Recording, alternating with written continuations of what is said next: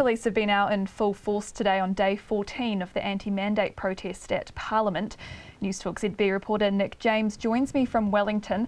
Nick, tell us a little bit about the operation that we saw early this morning intended to prevent further growth of the protest. Yeah, so obviously early this morning police installed these concrete barricades around streets around Parliament where the sort of cars, vans, trucks and other vehicles have sort of been camping out.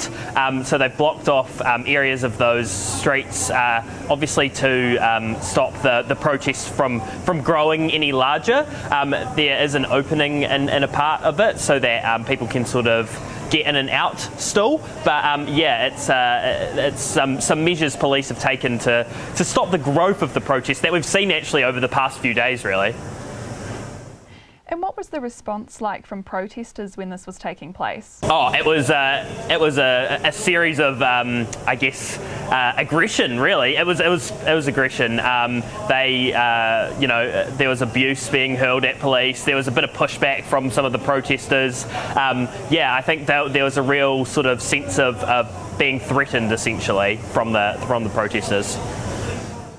Would you say it was sort of creeping towards potentially similar scenes that we saw in the very early days of the protest? Yeah, definitely. And I mean, that was sort of mirrored in itself with the fact that there were some arrests this morning as well. Obviously not the arrests that we saw that Thursday a couple of weeks ago now, but it was a similar sort of event, though, you know, police have sort of are still taking their approach of, you know, trying to not create as little resistance, I guess, as they possibly can.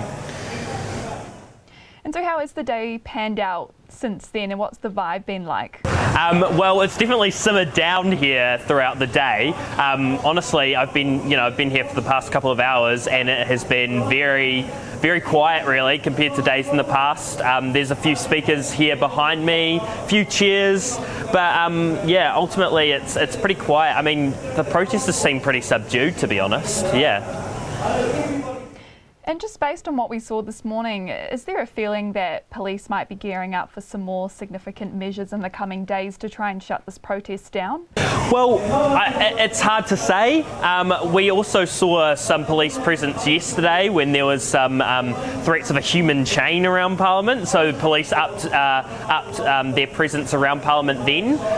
But it's hard to say whether there will be more or less police presence. It's a real wait and see. But there has been some escalation, I guess, over the past couple of days. So yeah, it is a bit of a game to see what will happen.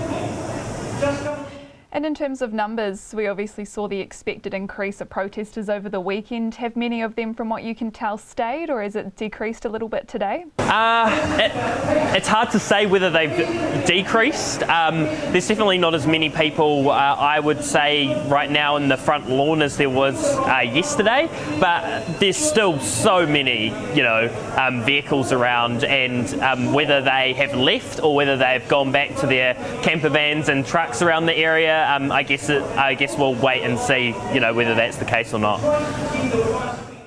And still no response from government. I know we saw yesterday David Seymour talking a bit about the mandates, engaging a little bit with protesters, but no other ministers have said anything since? No. The government has sort of remained pretty quiet, which has been their approach throughout this whole sort of protest, really.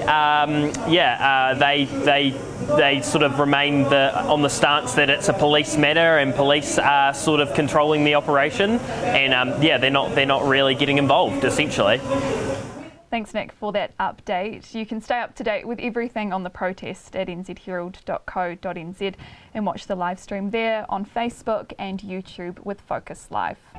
Thanks for checking out our YouTube channel. To stay up to date with all the latest news from the New Zealand Herald, click the subscribe button below or check out one of the videos here, and head over to nzherald.co.nz for more details on these stories and more.